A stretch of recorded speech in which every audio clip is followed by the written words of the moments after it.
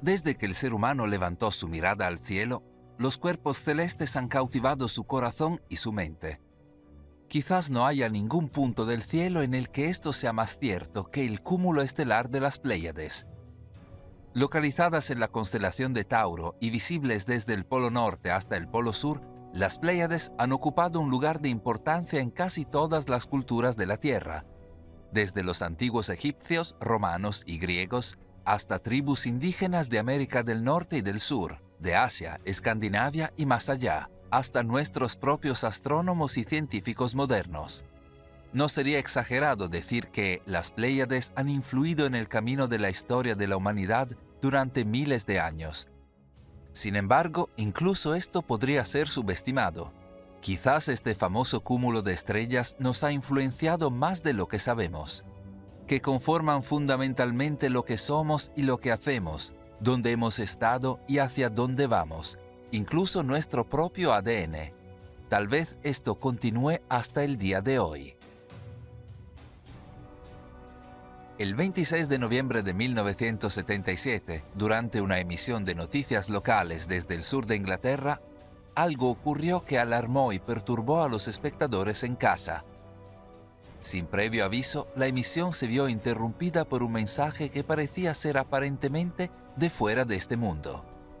He aquí cómo ocurrió en tiempo real.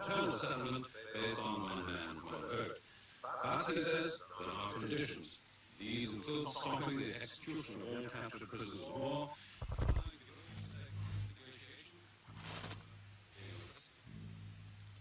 In Australia, Mr. Terry Pankhurst triggers are still being developed. This is my decision.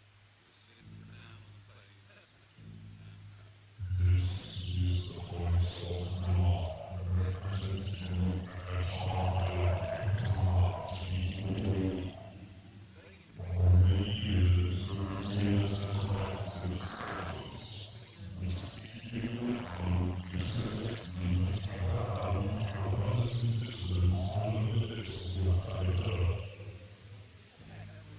We continue the mysterious race and morals of the chemically identified beings that must capable of disasters in the world and the beings of the world around. This is the share and to maintain as the planet passes into the new age of Aquarius.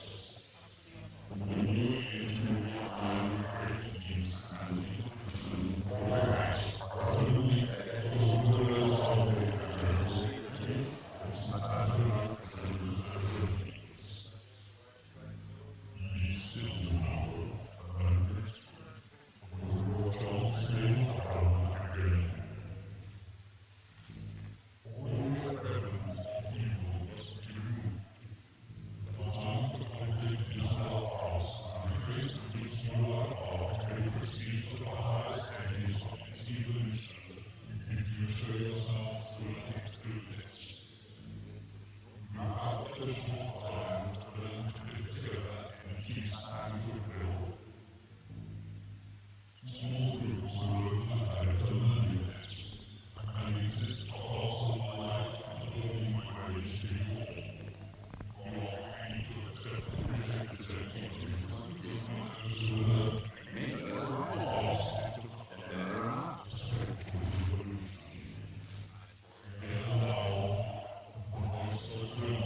representing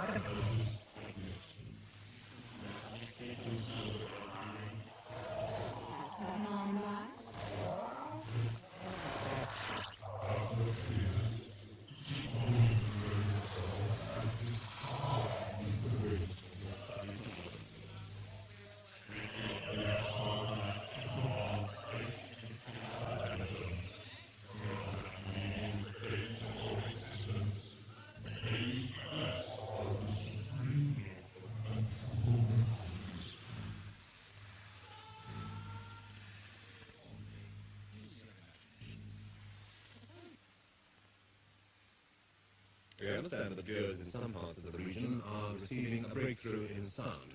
We're sorry about this, and we're doing our best to rectify the fault.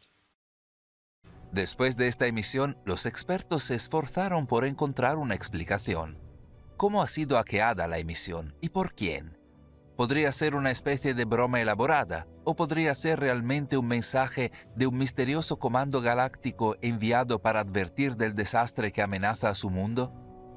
Y si es así, ¿qué quiso decir exactamente este comando galáctico con «haremos todo lo posible para ayudaros»? La noche del 16 de marzo de 1967 no era diferente a muchas otras en Montana en esa época del año. En la remota base aérea de Maelstrom, en el centro de Montana, hogar de un gran depósito de misiles nucleares del ejército de los Estados Unidos. Una noche clara significaba que los pilotos en servicio podían disfrutar de todo el esplendor de lo que se conoce como el país del gran cielo. Uno de estos pilotos estaba haciendo precisamente eso, mirando tranquilamente al cielo mientras pasaban las horas de servicio, cuando de repente se dio cuenta de un espectáculo de lo más curioso. Allí, en el cielo sobre él, había una pequeña luz que zigzagueaba de un lado a otro de forma poco natural. Luego, momentos después, otra luz, solo que más grande y más cercana. Como dicta el protocolo, los pilotos llamaron a la estación de control situada a unos 60 pies bajo tierra, donde el teléfono fue contestado por el teniente Robert Salas. El piloto explicó las luces que estaba viendo, pero el teniente Salas se mantuvo inmóvil creyendo que las luces no eran nada. Se deshizo del piloto indicándole que volviera a llamar si las luces se acercaban más, mientras colgaba. Momentos después, el teléfono volvió a sonar. Pero esta vez, cuando Salas contestó, el piloto estaba asustado y gritando. «¡Hay uno sobrevolando la puerta de entrada!», exclamó el piloto. «¿Un qué?», preguntó Salas. «Un ovni. No puedo describirlo. Es brillante de color rojo», gritó el piloto. Ahora, totalmente preocupado, Salas se apresuró a despertar a su comandante, el teniente Fred Minwald. Mientras informaba al comandante de la situación, una alarma empezó a sonar de repente, llenando las salas de la estación subterránea. Simultáneamente comenzó a encenderse una luz en la estación de control que indicaba que los misiles nucleares allí alojados pasaban a un estado de no funcionamiento. Uno tras otro, los misiles se volvieron imposibles de lanzar. Inmediatamente se envió un equipo de seguridad para averiguar qué estaba ocurriendo. Llegaron a la superficie justo a tiempo para ver cómo un objeto rojo brillante de forma ovalada se alejaba a toda velocidad en el cielo nocturno y desaparecía de la vista. Los misiles permanecerían en estado de no funcionamiento durante todo un día, a pesar de no mostrar ningún signo de daño físico o falla al ser examinados. Esto dejó a las fuerzas aéreas atónitas, incapaces de dar una explicación sobre lo sucedido.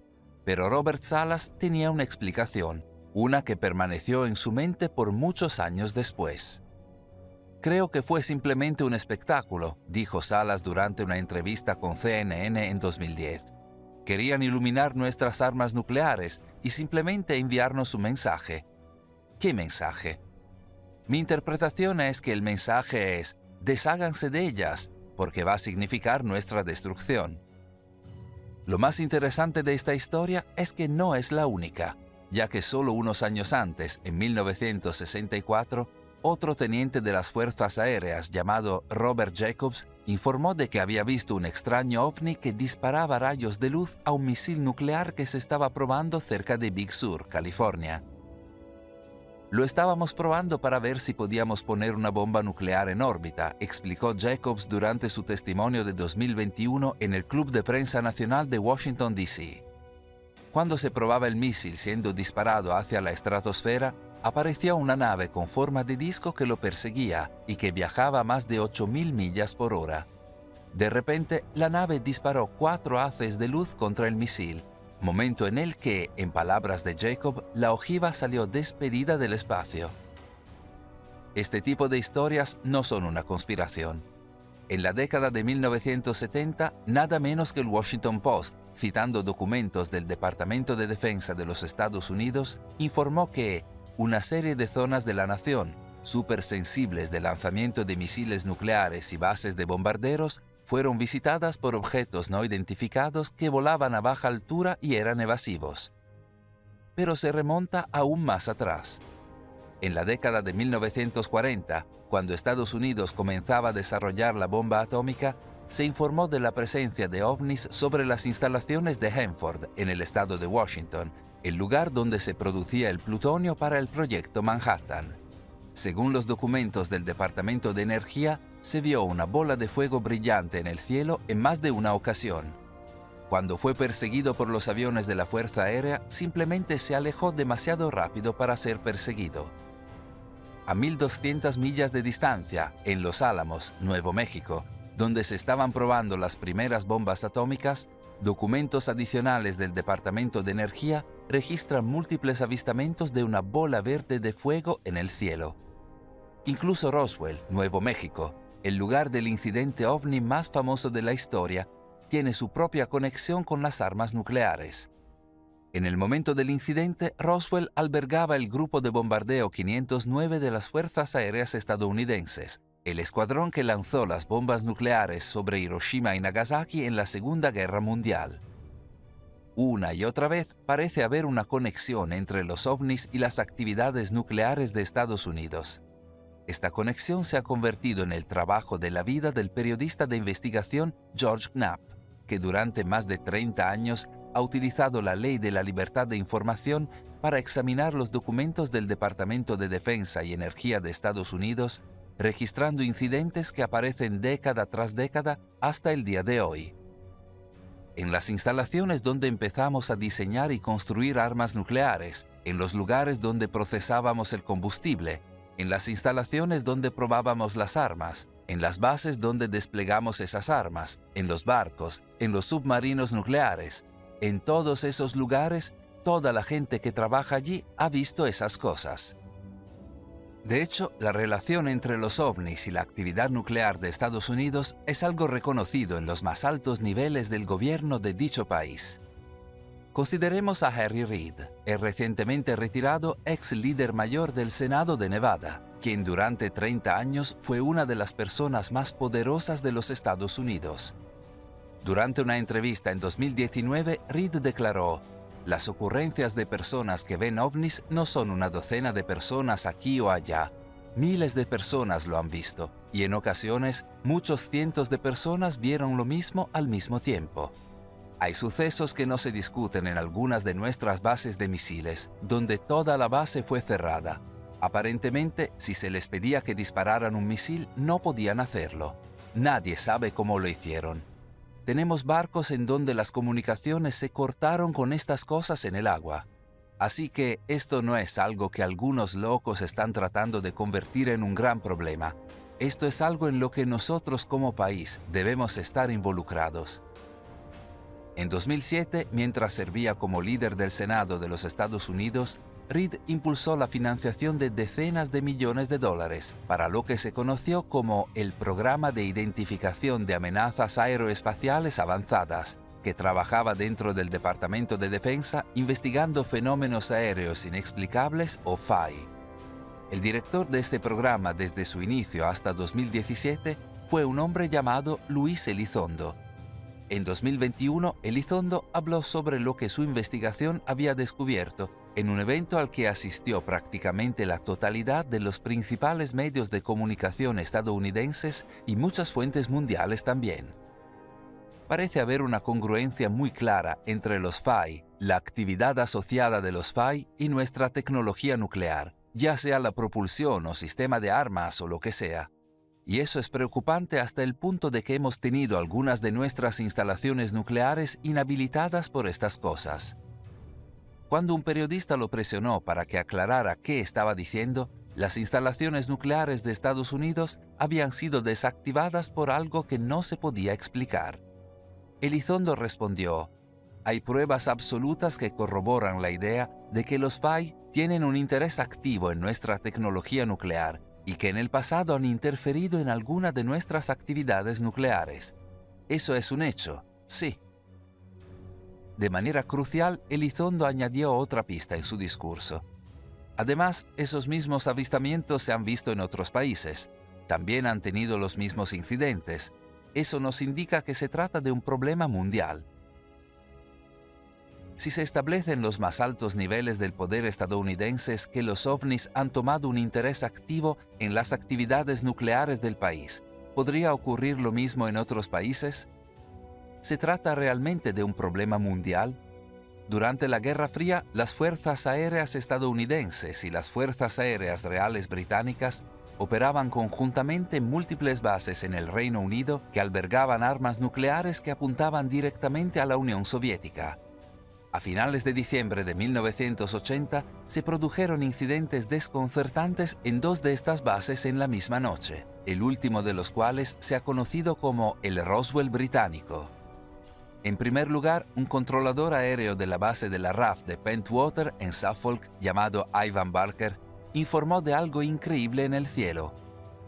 Miramos por el radar y vimos algo que no se parecía a nada que hubiera visto antes, explicó Barker. Debía moverse a Mach 5, 6, 7 u 8, más rápido que cualquier otra cosa que no fuera un misil.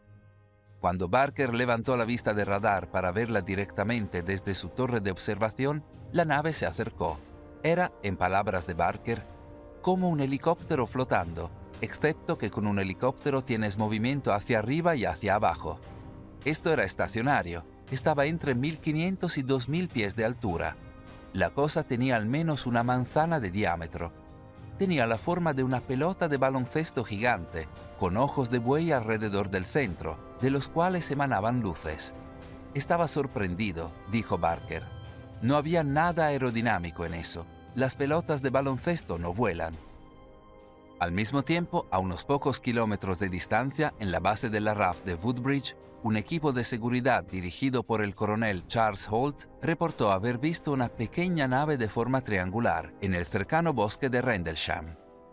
La nave era, como describió Holt más tarde, de aproximadamente 3 metros de lado, de aspecto oscuro metálico con marcas extrañas. Parecía estar guiñando el ojo y estaba derramando metal fundido y moviéndose silenciosamente a través de los árboles, y en un momento dado se acercó a nosotros. Luego, de manera muy rápida y silenciosa, desapareció a gran velocidad. ¿Qué podría haber sido esa nave?, le preguntaron a Holt. No tengo ni idea de lo que vimos aquella noche, pero sí sé que estaba bajo control inteligente. Mi teoría es que era de otra dimensión o extraterrestre.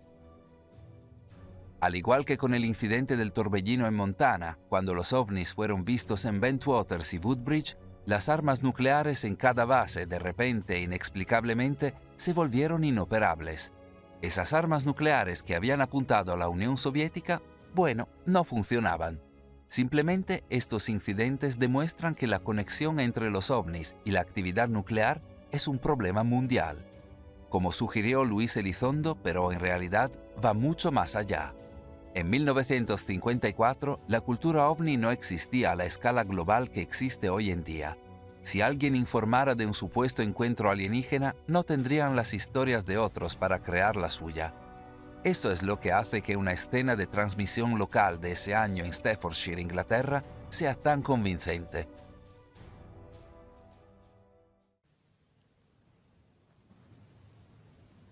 Staffordshire's had a whole crop of flying saucers. Spots in the sky, lights in the sky, strange things. But the strangest of all was seen one day over this cottage. Mr. and Mrs. Rustenberg were living there, quietly, out in the country. And, well, you just tell me what you saw. Well, it was one ordinary day. I was waiting for my husband to come home from work, and my 2 sons went to Seifert to school, and I was getting changed, and I heard this terrific noise. It was just like a giant cauldron of water being poured onto a fire, a shh sort of noise, you know. And my first reaction was, oh, the children. I thought maybe a plane was crashing or something like that. And I slipped my jumper on and went outside to find my 2 sons lying flat on the ground in the garden in front of the house, shouting, "Mummy, Mummy, there's a flying saucer." Well, naturally, I just said, "Come on, don't be stupid.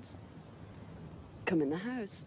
But felt sort of a strange sensation. Wended my way up the side of the house to where we had a pump where we used to get all our water from. And automatically looked up to see this, all I can describe, this huge Mexican hat. It was stationary, this thing, and it was bright silver in colour, and it had a dome. A dome. It was tilted to sort of, I could see the occupants in it. You saw people in it? I saw people in it. There were 2 people in there. These people were beautiful people. That's the only way I can describe them. They had long golden hair, like a page boy bob, just like the old kings. You used to see photographs of the old kings. And the colour of the hair was golden. Now, I was really... What were they dressed in? They had a sort of a polo-neck jumper affair, like a ski top suit, in pale blue. Now, these people weren't sat behind, one behind the other. They were sat together, but this, whatever it was tilted so that I could see them and they could see me. Were you looking at them through windows, through portholes, or no, not portholes. It was just sort of like a cockpit, I suppose, that had this perspex or glass or whatever it was. They could see me anyway, and I could see them. And they had beautiful faces. I shall never forget their faces as long as I live. Their foreheads seemed to be a bit larger than, you know, the bottom of their faces as normal people you would expect to see. But maybe this was just whatever they had round their heads, which was like a transparent fishbowl. And they just looked, and I was absolutely paralytic with fear. I couldn't move, although my mind was ticking over. And they looked so sympathetic that I was just mesmerized for what seemed to be, ages, but it could have only been seconds. And I turned to sort of look down at the boys, was unaware that they were with me because I was so absorbed.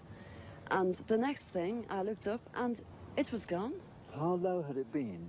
It had been the height, I couldn't tell you. But the house that you've seen, it was just on top of the roof. It was hovering on top of the roof. How big was it compared with the size of the house? It swallowed the whole circumference of the roof. I couldn't see, the roof was completely blotted out. The chimneys I couldn't see. All I could see was this massive object that I described as like a Mexican hat without the bubbles. And then it flew away sideways or upwards? No, I didn't see. I just looked up and it had gone. But I assume it went straight up, because for a short while after in the sky I looked around and I said to my 2 boys, "Where can you see anything? Can you see anything?" And they said, "There it is, Mum," and they pointed up, and I watched it. It was just like a little cotton reel in the sky, and it circled us 3 times. It went round 3 times, and then it just shut off, and that was it.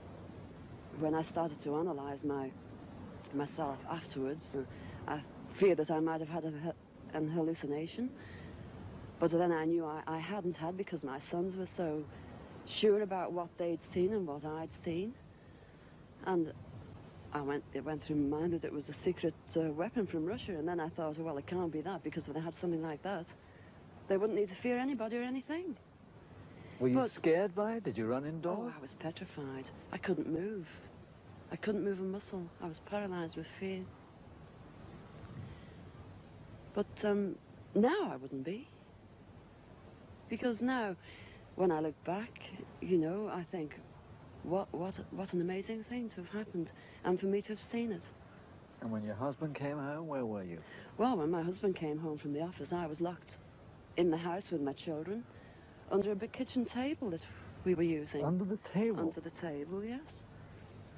It's funny now when I look back, you know, it sounds absolutely ridiculous, but this is the truth. This happened. And that's it. We were ridiculed. It was very embarrassing at the time, and people, they possibly thought, oh, she's a nutter, but you know, who cares? This is something that happened to me, and I'm a practically minded person, and that's it. Si bien la historia es extraordinaria, noten que mientras la señora Rastenberg la cuenta, no es dramática. No es evidente que esté actuando en beneficio de la cámara, sino más bien moderada y segura. Su lenguaje corporal es el de alguien que no tiene nada que ocultar y nada que ganar mintiendo. Pero lo que hace que la historia de la señora Rastenberg sea particularmente relevante aquí no es su aparente sinceridad, sino más bien dónde tuvo lugar su historia. Solo unos años antes de su supuesto encuentro, la ciudad natal de la señora Rastenberg, Staffordshire, Inglaterra, fue el lugar del mayor accidente militar jamás registrado. 27 de noviembre de 1944, conocido por siempre para los residentes de Staffordshire como el día que el mundo explotó. Ese día, más de 4.000 toneladas de bombas, proyectiles y munición de fusiles almacenados en una instalación subterránea de la RAF fueron incinerados accidentalmente.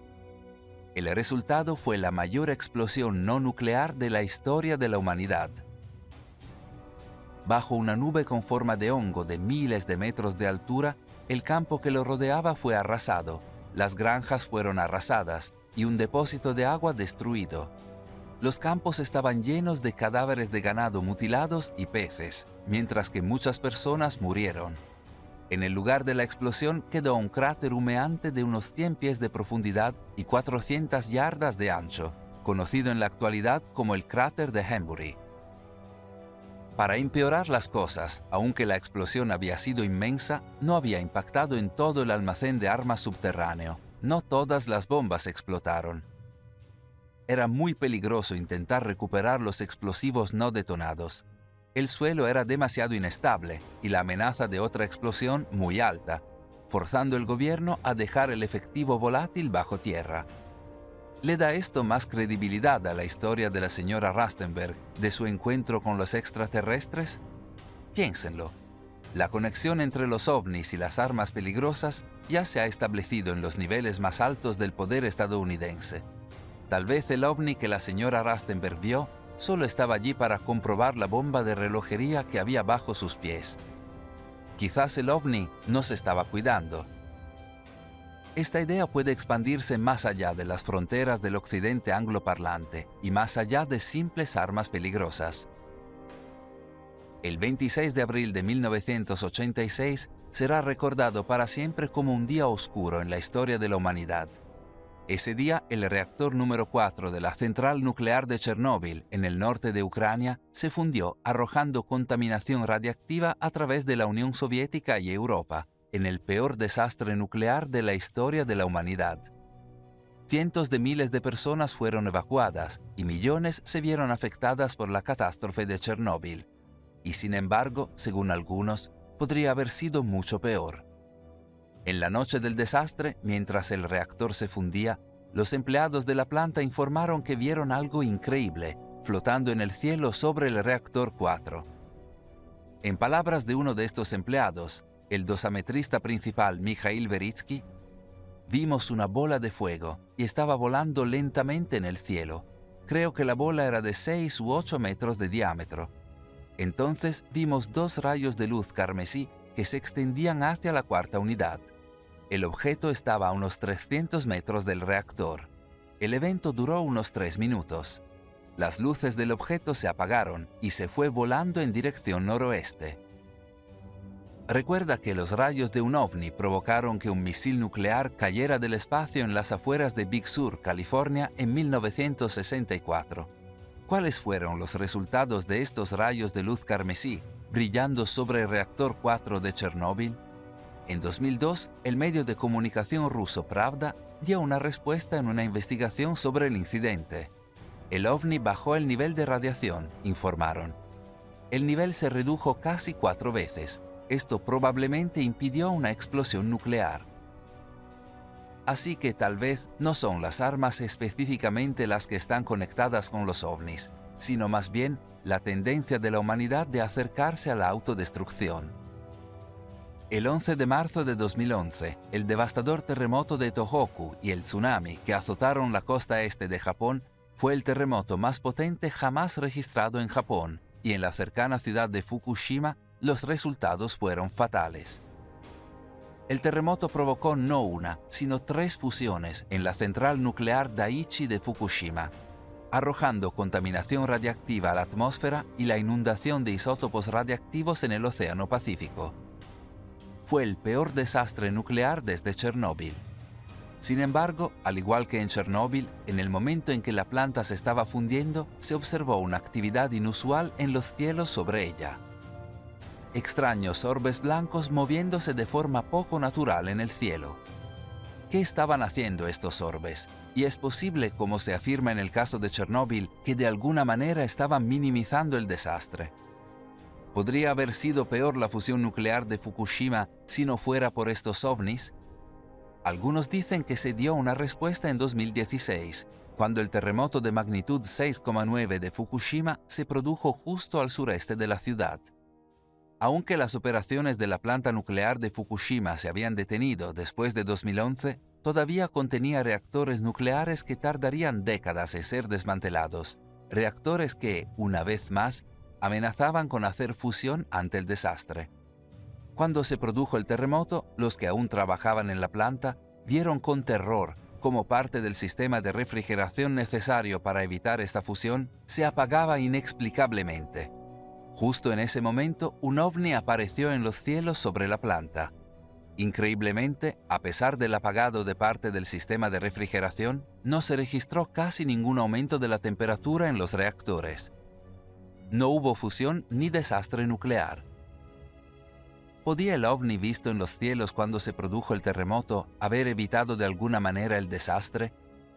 A la luz de los supuestos casos de Fukushima y Chernóbil y la bien documentada conexión entre los ovnis y las armas nucleares, tal vez una transmisión interceptada de un supuesto comando galáctico, advirtiendo sobre una catástrofe que amenaza a su mundo, no sea tan exagerada como parece. Tal vez Robert Salas no se equivocó cuando concluyó que los extraterrestres estaban tratando de enviarnos un mensaje sobre nuestra destrucción. Entonces, nuevamente, tal vez va más allá de una simple transmisión interceptada. Más allá de las advertencias abstractas, tal vez se trate más bien de una asociación. Haim Eshed es una especie de leyenda en su tiempo. Durante 30 años fue el director del programa espacial israelí, 3 veces galardonado con el Premio de Defensa israelí, el más alto honor en defensa civil en el Estado de Israel, mientras supervisaba personalmente el lanzamiento de 20 satélites israelíes. Se le conoce apropiadamente como el padre del programa espacial israelí.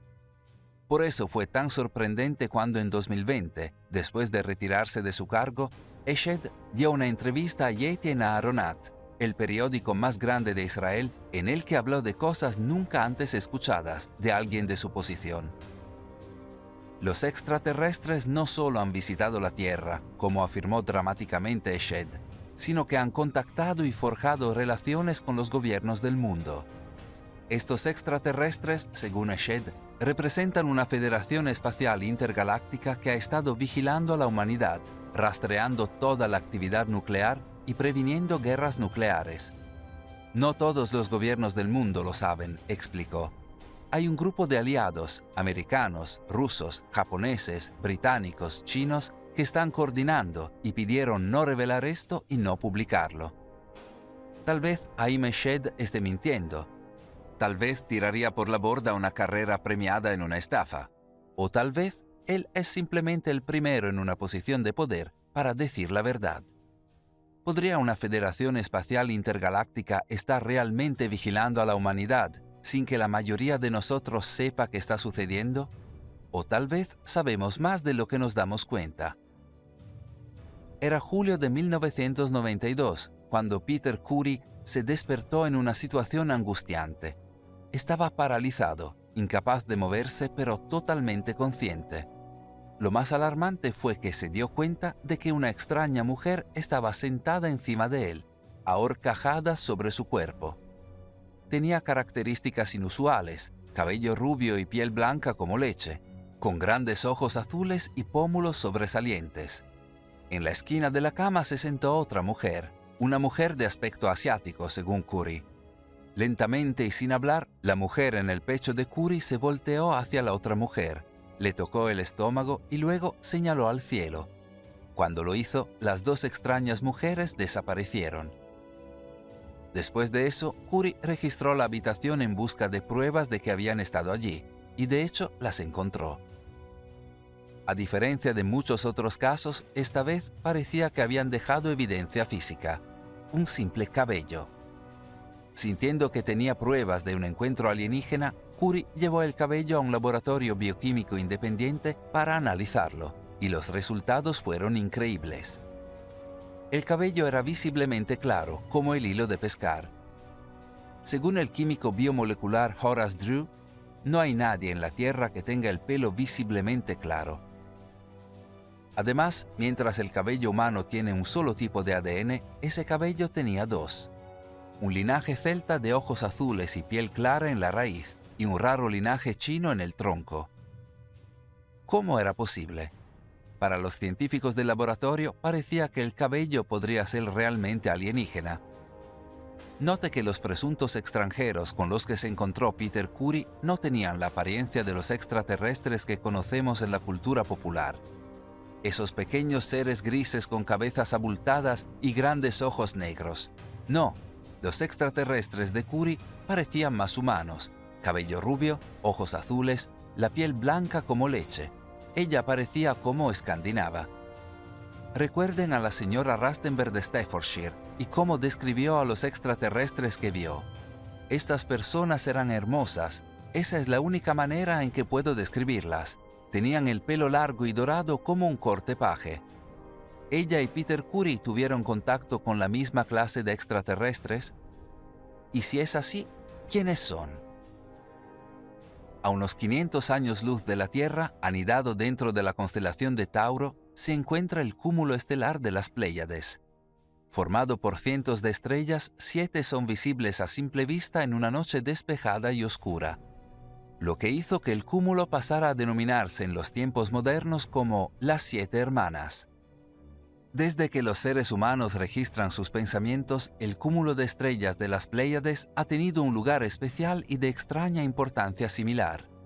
En el antiguo Egipto, las 7 estrellas visibles del cúmulo de las Pléyades representaban a 7 diosas que proveían de alimento a los adoradores. Las tradiciones escandinavas hablaban de las Pléyades como las hijas de la diosa nórdica del amor y la fertilidad. Las personas pintaban 7 puntos en sus casas para protección. En la antigua Roma, la escuela del pensamiento conocida como hermetismo hablaba de las 7 estrellas de las Pléyades como poseedoras de los secretos de un nivel superior de conciencia. Mientras que en China, el mausoleo de Shaolin, que contiene el complejo de la tumba del fundador de la dinastía Ming, está diseñado según la disposición de las 7 estrellas de las Pléyades, y se dice que contiene grandes secretos cósmicos. Las tradiciones cherokees de Norteamérica incluso hablaban de que su pueblo se había originado realmente en el cúmulo de las Pléyades, viniendo a la Tierra como semillas estelares con la misión de traer luz y conocimiento. Lo más curioso de estas tradiciones y otras similares es el uso repetido de 7 estrellas de las Pléyades como su origen. En la actualidad no hay 7 estrellas visibles a simple vista, sino 6. Entonces, ¿cómo? Se preguntan los científicos modernos, los antiguos seguían hablando de 7. ¿Tenían las antiguas civilizaciones algún tipo de información especial sobre las Pléyades? ¿Y por qué siguen atribuyendo características similares al cúmulo? Conocimiento y conciencia, alimentación y protección. Algunos en tiempos más modernos tienen una respuesta. Según los ufólogos, el cúmulo estelar de las Pléyades no es un punto más en el cielo, sino de hecho el hogar de una raza de seres alienígenas conocidos como los pleiadianos. Prácticamente se dice que estos pleiadianos son una raza benévola, estrechamente relacionados pero más desarrollados emocional y espiritualmente que los humanos, interesados en ayudar a la humanidad en su propio viaje evolutivo. Si esto es cierto, entonces tal vez es la razón por la que los antiguos continuamente hablaban de las Pléyades como un lugar de conocimiento y protección. Notablemente, se dice que los pleiadianos tienen una apariencia muy diferente a los alienígenas grises y cabezones de la cultura popular. Más bien, los pleiadianos son a menudo conocidos como alienígenas nórdicos, debido a su supuesta apariencia escandinava. cabello rubio, piel blanca como leche, ojos azules. ¿Podrían ser estos los extraterrestres vistos por Peter Curie y la señora Rastenberg? ¿Podrían ser ellos los que desactivan nuestras armas nucleares y reducen nuestros desastres? ¿Podrían estos pleiadianos ser parte de un comando intergaláctico que nos cuida? Y de ser así, ¿cómo podrían estar tratando de ayudarnos ahora? En mayo de 1988, Barbara Marciniak emprendió un viaje que cambiaría su vida para siempre. Durante 3 semanas viajó con el grupo de la Nueva Era a través de los antiguos templos de Egipto y Grecia, desde la Gran Pirámide al Templo de Delfos y más allá. En el último día del viaje, después de haber intercambiado abrazos y despedidas emotivas con sus compañeros de excursión, Marciniak sintió de repente un deseo insaciable de meditar. Se apresuró a volver a su habitación de hotel, donde se sentó con los ojos cerrados y la espalda recta. Su mente volvió a la cámara del rey de la Gran Pirámide. De repente, involuntariamente, Marciniak comenzó a hablar en voz alta, en una voz susurrada, excepto que, sorprendentemente, la voz no era la suya. ¿De quién es esta voz?, Marciniak se preguntaba dentro de su mente. Para su sorpresa, inmediatamente recibió una respuesta de sus propios labios. «Somos los Pleiadianos», dijo la voz. Un colectivo de seres espirituales multidimensionales del sistema estelar de las Pléyades. Marciniak estaba preocupada.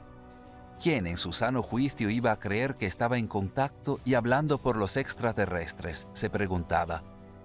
Después de media hora, la voz se detuvo. Sin embargo, no la abandonó.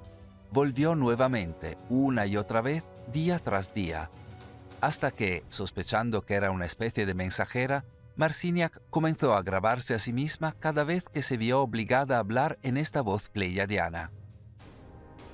Hoy Marciniak es autora de 7 libros escritos a partir de estas grabaciones, que han sido traducidos a 20 idiomas y han vendido casi de 1 millón de copias en todo el mundo. Ella viaja por el mundo difundiendo los mensajes que dice haber recibido de los pleiadianos. La pregunta entonces es, ¿qué mensajes? ¿Qué le dijeron? Para empezar, Marciniak dice que le hablaron de una antigua especie alienígena que cedió su ADN por todo el universo, originando numerosas especies descendientes en toda la galaxia, incluso en el cúmulo estelar de las Pléyades y en el planeta Tierra. En palabras de los pleiadianos, habladas a través de Marciniak, nuestros antepasados fueron algunos de los planificadores originales de la Tierra, orquestadores que sentaron mundos y civilizaciones con creatividad y amor. Nuestros ancestros son también sus ancestros, y nos gusta llamarlos nuestra antigua familia, como de hecho lo son. Nuestros antepasados dieron su ADN a los plantadores originales, y este ADN pasó a formar parte del ADN de las especies humanas. ¿Recuerdan las tradiciones de los Cherokees, que hablaban de sí mismos como semillas estelares de una raza extraterrestre del cúmulo de las Pléyades? Tal vez tenían algo. De hecho, la idea de que el ADN extraterrestre forma parte del ADN humano no es un mito o una suposición, sino que forma parte de un debate continuo en los niveles más altos de la ciencia moderna. Vean al Dr. Francis Crick, el científico inglés que ganó el Premio Nobel en 1962 por su trabajo descifrando la estructura helicoidal del ADN, sentando las bases para comprender la estructura y las funciones del ADN. En su trabajo, Crick notó que los pequeños trozos de ADN que codificaban las proteínas parecían flotar en un mar de elementos sin propósito aparente. Galimatías genéticas. Crick sugirió que estos otros elementos, estas galimatías genéticas, eran poco más que desechos. ¿Qué eran estos desechos? Crick tenía una respuesta, una teoría conocida como panspermia dirigida. Simplemente, la panspermia dirigida quiere decir que la vida se extendió deliberadamente a través de la galaxia, incluyendo la Tierra, por una antigua y avanzada civilización alienígena, dejando trozos de nuestro origen extraterrestre en el ADN humano.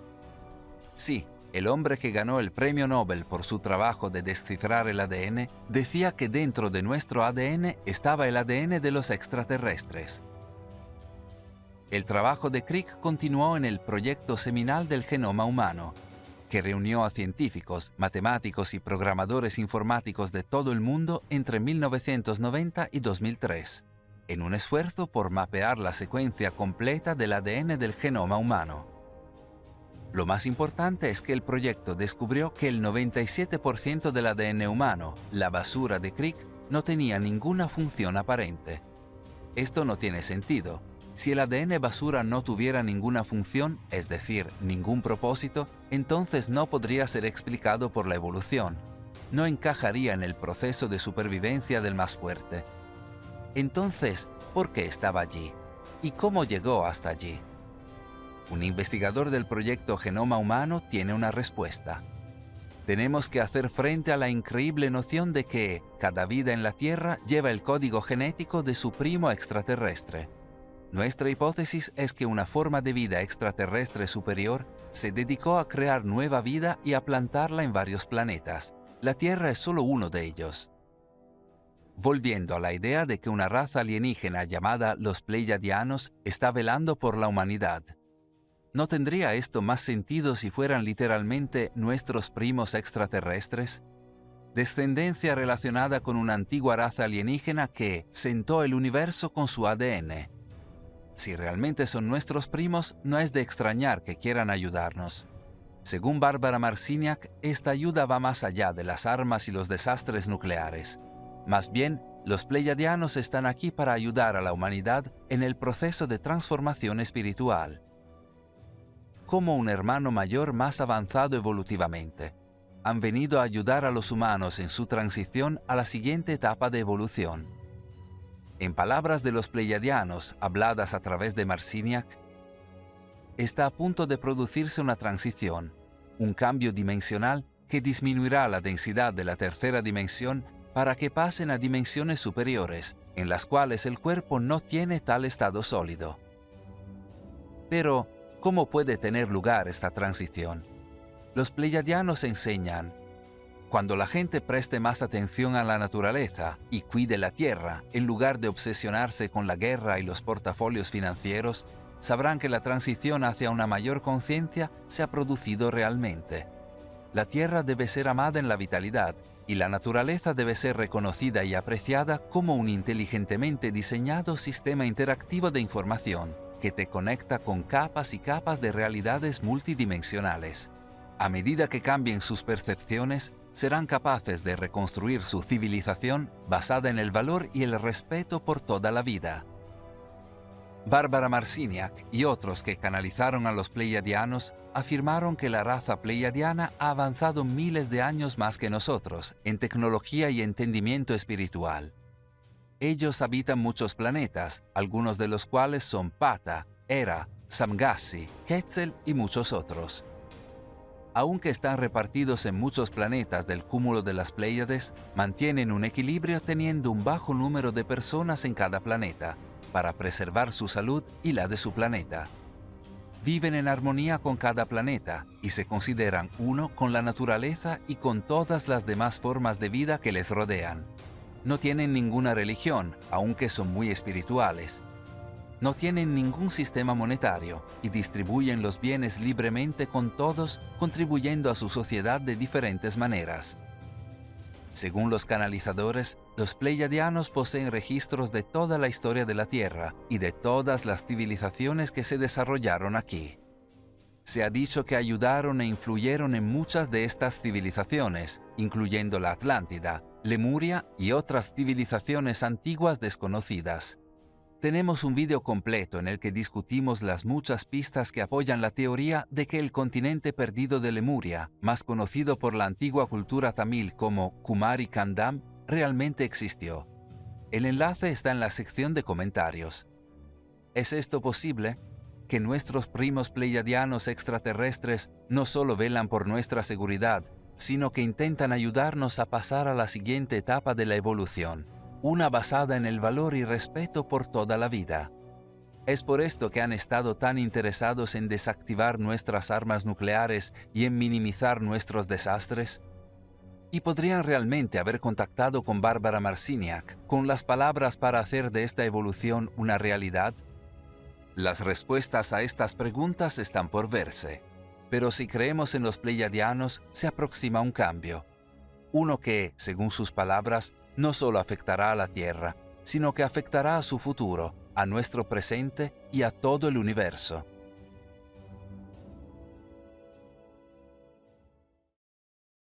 Gracias por vernos. Si disfrutaste el vídeo, por favor, haz clic en el botón me gusta. Y si eres nuevo, haz clic en suscribirse y la campana para recibir notificaciones futuras.